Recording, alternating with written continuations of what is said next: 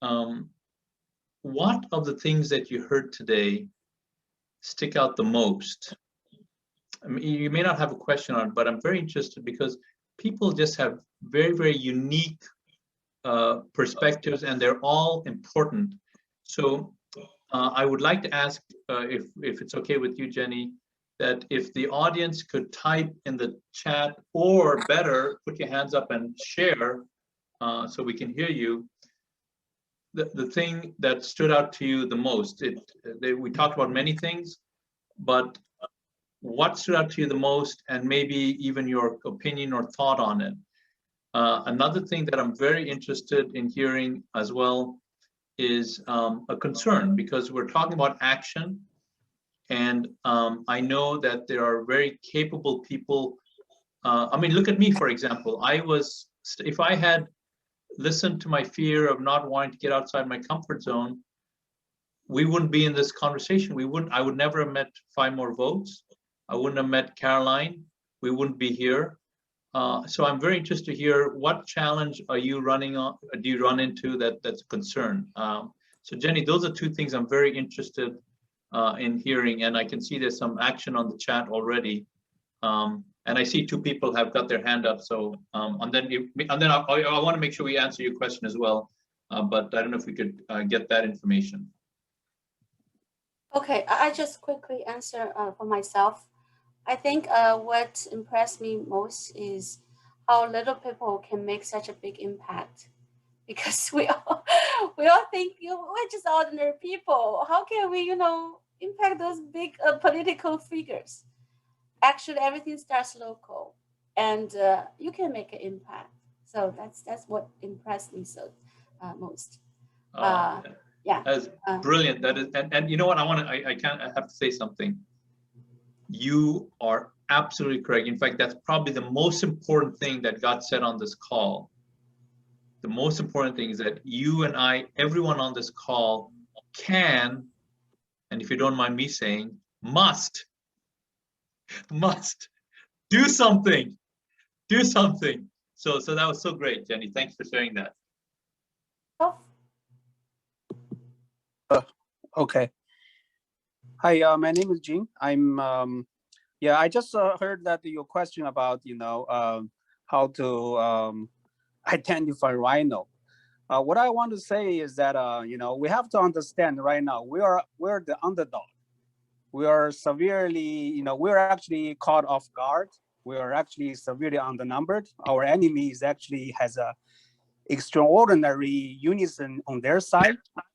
So I think, it's very dangerous for us actually to trying to how should I say, clear our mode, or mold or something, So I think what I'm trying to say is that right now we have to unite it under one goal. One goal is to take the country back. And even right now, as hard as they are and as maybe bad as they are, but they're probably not our #1 enemy at this time. So I would argue that we can leave the rhino alone for now. Trying to focus our main purpose. That's what I want to say. Thank you. Can I address the question about how do we get rid of the rhinos? Sure. I honestly think that Trump has a plan for that. And his plan is it's all about funding. Okay, so the Republican Party is strong because people donate money to the Republican Party. They were fundraising off of President Trump's image and his name recently, and he sent them a cease and desist letter and asked them to stop doing that.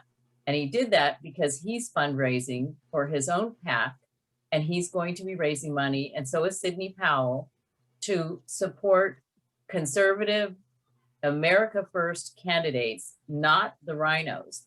So the Republicans feel like they always have to support the incumbent, the person who's been in office, no matter how bad they are. And President Trump thinks they need to go, and so does Sidney. And so I would say one of the top things you can do is do not give money to the Republican Party. Give money, if you want to give money, give it to the Trump PAC or give it to Sidney Powell's PAC. but make sure that you're giving money to their PAC and not somebody else who's, you know, using their name. So I'll give you an example. Recently, I got a text message from a friend that said, President Trump's PAC is having a dinner at Mar-a-Lago and you should go. So I looked it up, I clicked the link. It is at Mar-a-Lago. I sent an email to the email address on it. And it turns out it is not his PAC. It is another organization that's having the dinner, and the dinner's $850 a person. And then you can make an additional donation, and that donation would go to the PAC. But the none of the $850 goes to the PAC. And so I don't think most people know that. So you have to do your homework. Don't just take it for granted that the money you're giving is going to whatever they say it is. You have to do your homework and figure that out. But if we can strangle the Republican Party financially, then they're going to have no choice but to go to Trump and go to people like City Powell and those people who have the conservative money and to support the right conservative candidates. That is a little bit of a longer term plan than just getting rid of them right now. The second thing I'm going to say is that in the state of Florida, there's an organization called Recall Florida. And in Florida, we have chartered counties and we have non-chartered counties. And the only counties that are allowed to recall their public officials are chartered counties. And we only have like 10 of them, 12 of them out of 67 counties. So most counties in the state of Florida don't even have the ability to recall you if you're bad. And there is an effort and a bill in the legislature that would allow all counties to recall their public officials if they're horrible, just like in California, they were allowed to recall Newsom.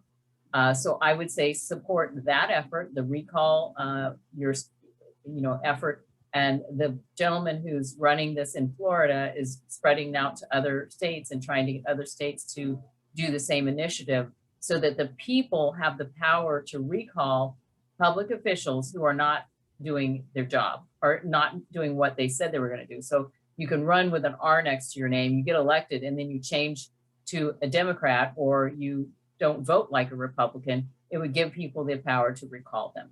So those are the two things that I would say you could do to get rid of rhinos. Thank you, Caroline. Dr. Lin, please. Yeah, 所以 Caroline 刚才回答的这个，我们怎么样才能够清除党内的那些就是只有挂名的共和党人？那当然就是刚才有另外一位朋友说，我们现在不宜清除他们的这样说法，但是呢，就是Caroline 刚才回答的这里面就有两个重点，第一就是说是从财务的方法上面。为什么呢？就是说每一个竞选人他必须得到财务上的支持，得到竞选经费，他才可以有可能当选。那过去呢，共和党的这个全国委员会总是支持这个在任的人，就是说不管在任的人做得多糟糕，或者他的那个立场多么不符合共和党的立场，他还是继续支持他。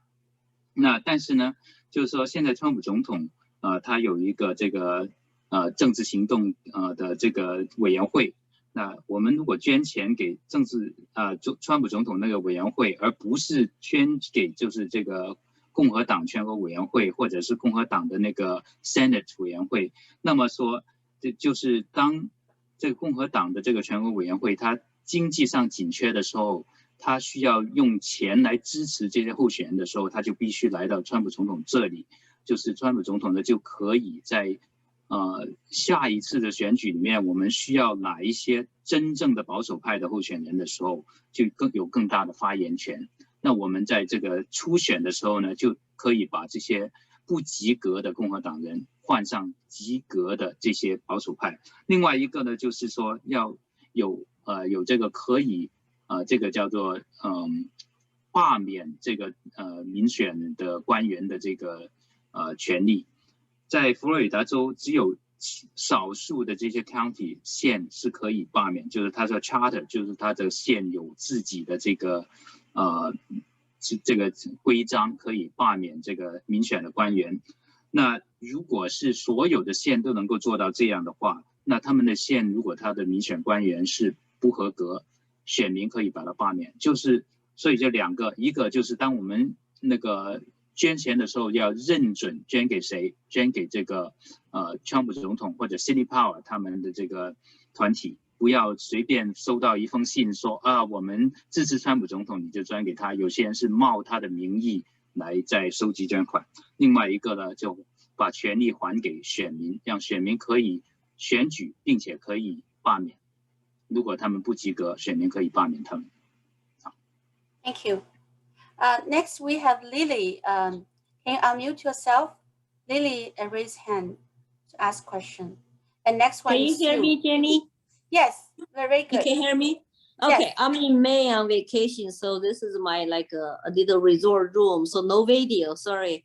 And so my question to Caroline and Rai is that I live in New Hampshire. I am an elected local Republican committee chair. And also I just got my little nonpartisan office elected called the supervisor of checklists. So I maintain the voter registration record in my town, which is 9,300 people. But there are two important bills we're fighting in New Hampshire.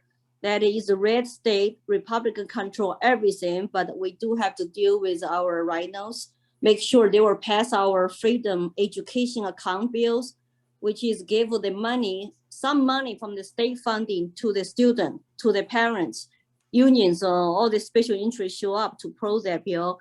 Another one I want to ask you about is the critical race bill we are trying to pass and stop using taxpayers' money to fund critical race theory trainings and teachings in public institutions. So I wanted to ask you, how are you doing that in Florida? Do you have a similar state bill like that? Because I grew up in multicultural revolution. I don't want our kids to become red guards in the name of social justice warriors.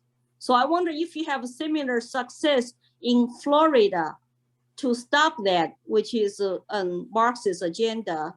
And so maybe we can cooperate, learn from you. Colleen, Should can I you translate? translate? Yeah, or do you want to speak in Chinese? Just Yeah, for sure. us? 就是我刚才给我是那个唐百合 Lily 唐 Williams，我刚才问他的问题就是呢，我们在那个 New Hampshire 这个州现在是红州，有很多好的法案在桌子上，我们已经是委员会通过了。这个包括很重要的就是父母自由那个权，在教育自由权上面的一个法案，这个委员会通过了。还有一个呢，就是说那个反对这个批判性种族理论在学校里，在我们的那个政府机构里面用税收的钱来做这样的训练和教育，这两个法案非常重要。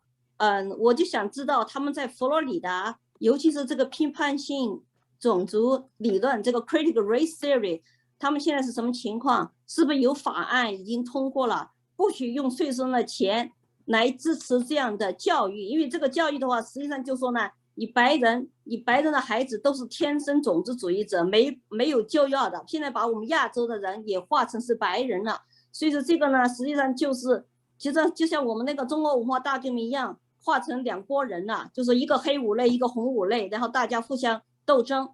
所以我想问一下，他这个佛罗里达是怎么做的？我们可以这个学习学习。Okay, thank you. Raj or Caroline, which one of you would like to answer this question? You want to tackle it first, Caroline, or you want me? Go ahead.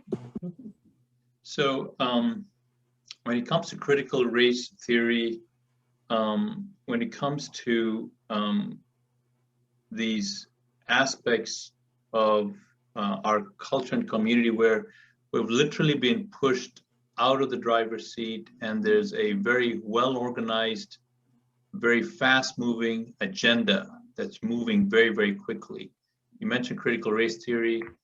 Here in Florida, I have recently, and I'm just learning about this in the last few weeks, the pornography that is part of the school curriculum at the grade school level I can't even get my head around it, that this is actually happening.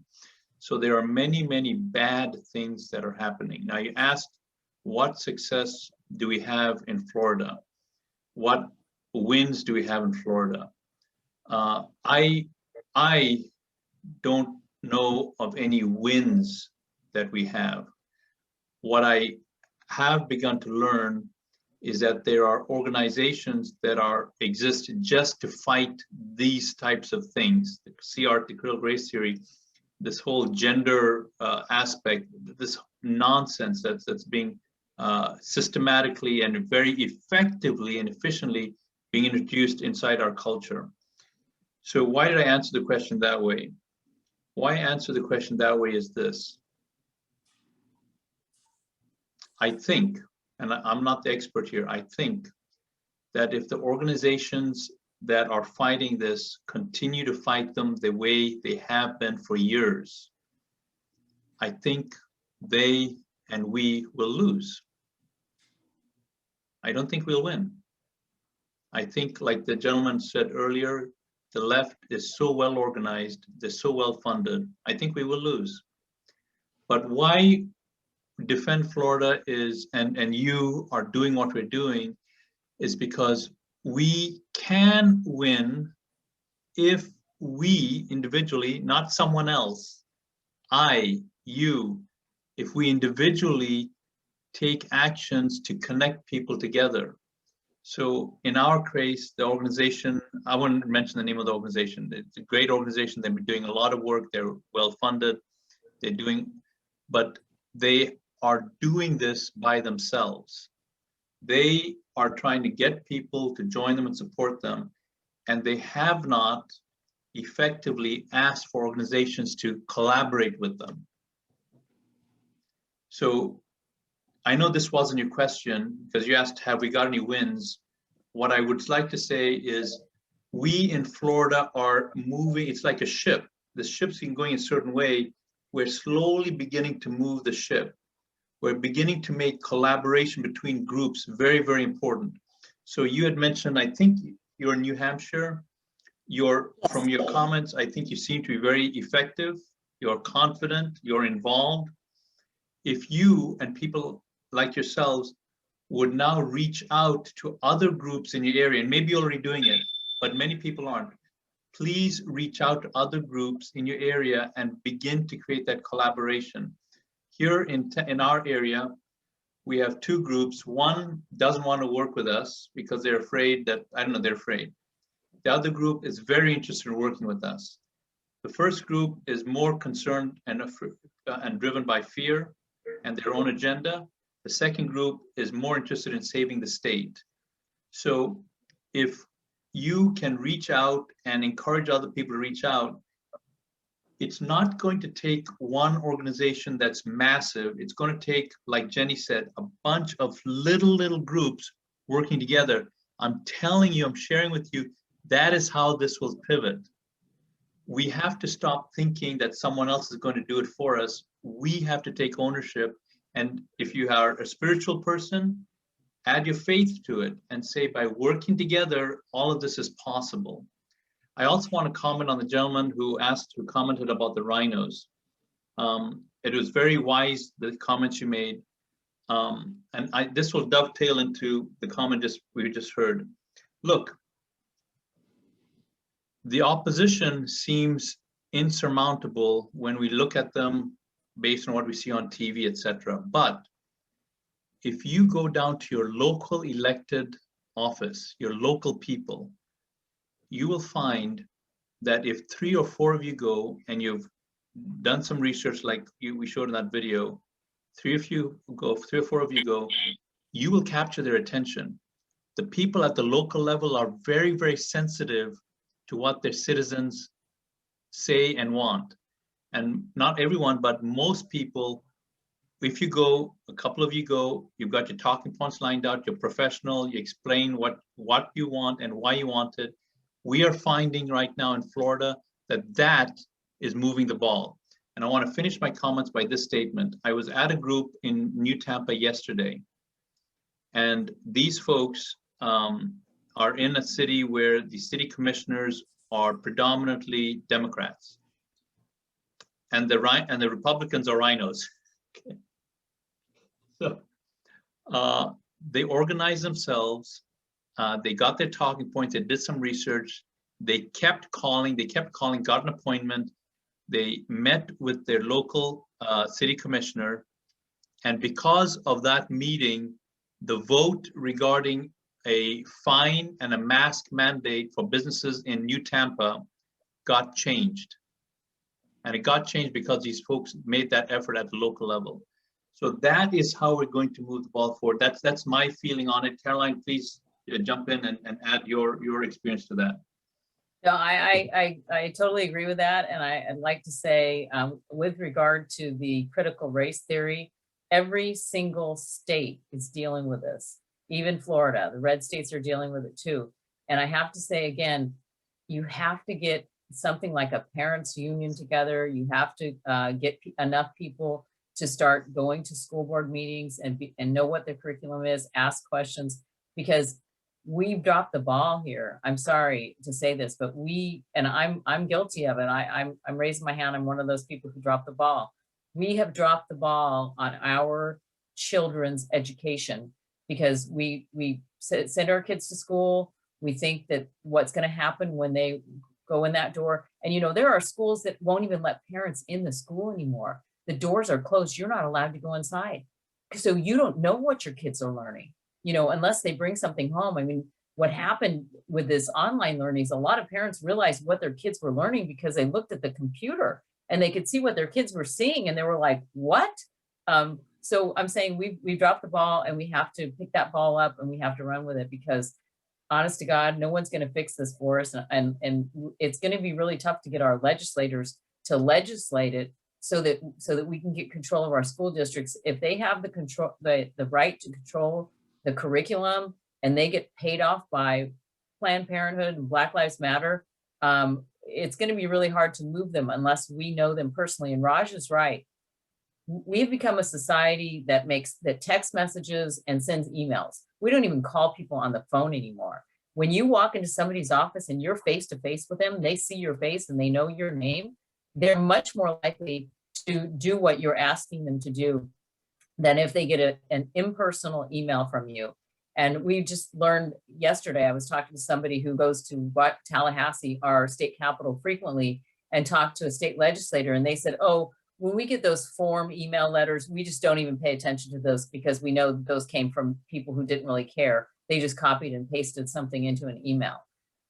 So we have to make it personal, and we have to go and we have to see those people in person and let them know we are here, we're watching you, and we're concerned. And that will make an impact. And then the final thing I'll say is, and I say this all the time, no one is coming to save us. We are the people we've been waiting for. It's up to we the people now. And that's the bottom line. I agree. Thank you very much. I will let you know we are leading the country right now to pass this bill that in New Hampshire in the state house.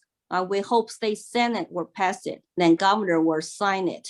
Iowa also passed their state house. So we'll have to start from the people at the bottom, pressure their Republican legislators to pass this bill. So we will see what happens. But thank you guys for your answer. Thank you. Dr. Lin, would you please briefly summarize? 在刚才这个对话里面呢，主要是关系到我们现在很多个州都已经面临的一个危险，就是说，它有一个叫做批判性的种族理论，正在被各个学校或者各个单位、各个雇主和政府部门来作为一个每一个人都必须学习的这个种族理论。但是这个种族理论是具有非常大的危害性，所以刚才那个 Lily Williams， 那就是他们在这个New Hampshire 州，他们就已经在有一个努力，是在通过州的立法来阻止，不让州来用这个经济的给他的 funding 来让这个种族理论来被教导。那刚才 Raj 和 Kelvin 主要的讲到这个事情，就是有几点很重要的。第一就是说，我们不能够等待别的白马王子来救我们，我们就是我们在等的那个白马王子，我们必须要起来。那第二呢，就是说很多时候呢，有一些很小的组织，各个小的组织没有联合在一起来分别的为他们努力的事情做努力，这样的话我们都会输，每一个努力都会输，因为就是我们的对手呢，他们是联合起来的，他们的那个 funding， 他们的这个经费很好，我们必须联合起来才能够成为一个有力的力量，所以这个是第一点，我们必须联合起来。有一些组织呢，它还是很讲究，他们自己组织要保持他们自己某种特别的特点，而不敢跟别人联系。但是我们今天参加了这个会议的人，每一个我们能够做的最重要一件事情，就是去直接的去让其他的人都能够联合。第二个呢，就是当我们要给这些民选官员施压的时候呢，现在一般的电邮啊这些信息呢作用是比较小了，因为他们一看这么多人写同样一封信，他们已经不大管，所以我们必须要组织有人去到他们的办公室里面，在有一个城市，他们的这个城市的市政委员都是民主党，还有一些就是民意的共和党，但是呢就是这个团队为了见他们，天天给他们打电话，最后约到给他们见面，当他们面对你直接向他提出问题的时候呢，他就不能够躲避了，所以呢就最后他们在Tallahassee能够使他们能够把他们原定的这个就是戴口罩的规定和这个罚款的这个款项呢都能够减低，所以呢这一个是一个非常有效的，就是我们必须要亲自的去到这些议员，还有这个市政府的这个市政员市长等等这些办公室，亲自的去见他们。那所以最后这个是最重要的。那我们在学校里面要抵抗这个，也是需要这个父母要成为一个巨大的父母团体这样才可以抵抗他们。而且呢，就是要亲自去那个学校校区开会，亲自去提出质疑，这样才可以。好。Thank you. Sometimes showing up is the most important thing. Yeah.